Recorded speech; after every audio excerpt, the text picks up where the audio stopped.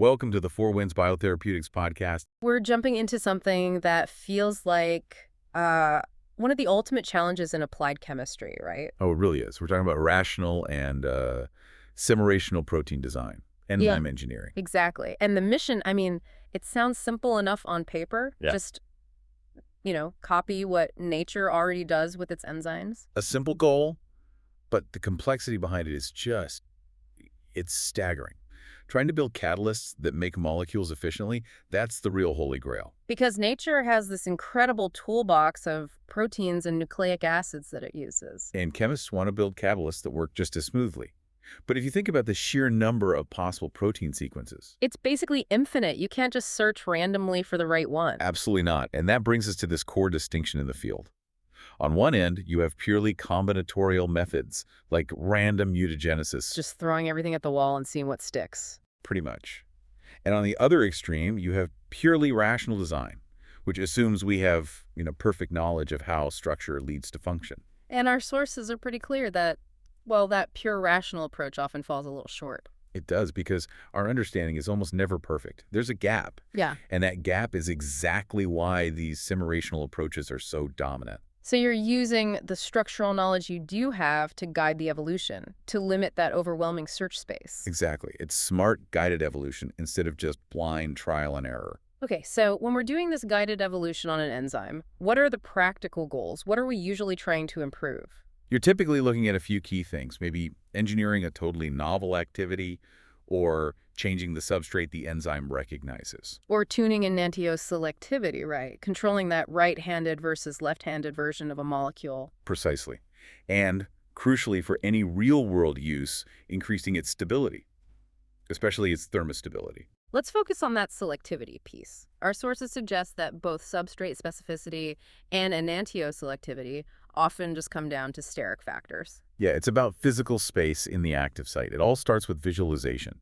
If you can see that active site, you can identify what we call hotspot residues. The ones that are physically closest to the substrate. Yep, and you target those for mutagenesis. Mm-hmm. For example, if you introduce a really bulky residue right there, you can physically block an unwanted molecule from binding properly. So to get that kind of precision, you absolutely need digital tools to scope out these hotspots. What's in the toolbox? One of the indispensable ones is a tool called KVerr.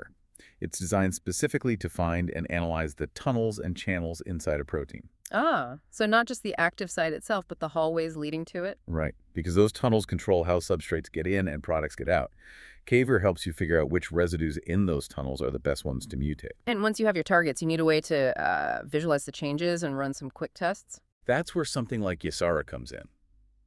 It has a very user-friendly interface for seeing those hotspots, and it lets you do molecular mechanics simulations, like computational docking. So you can see how a new substrate might fit in before you even make the change. Exactly.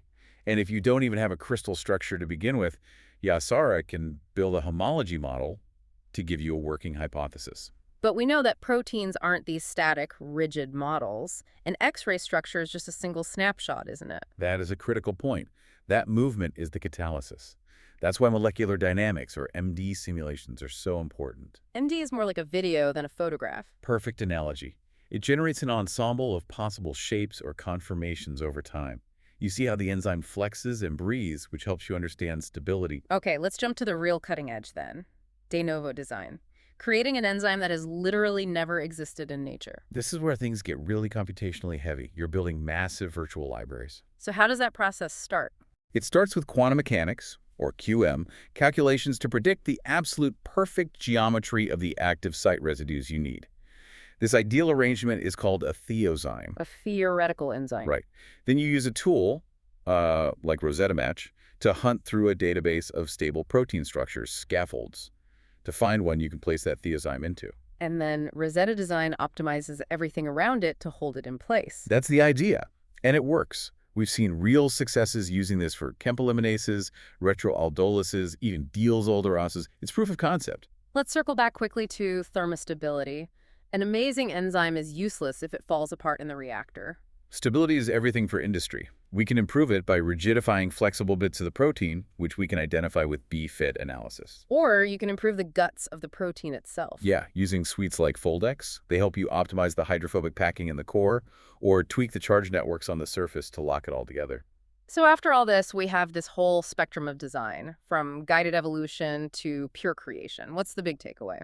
Well, we've had these incredible success stories, but the ability to predictably design a highly efficient catalyst from scratch, one that rivals nature, that remains elusive. So the ultimate challenge, the next major milestone, is closing that last gap. I think so. It's establishing that precise, unbreakable link between a perfectly designed structure on a computer and its final catalytic function in the real world. That deep understanding, that's the future of the entire field.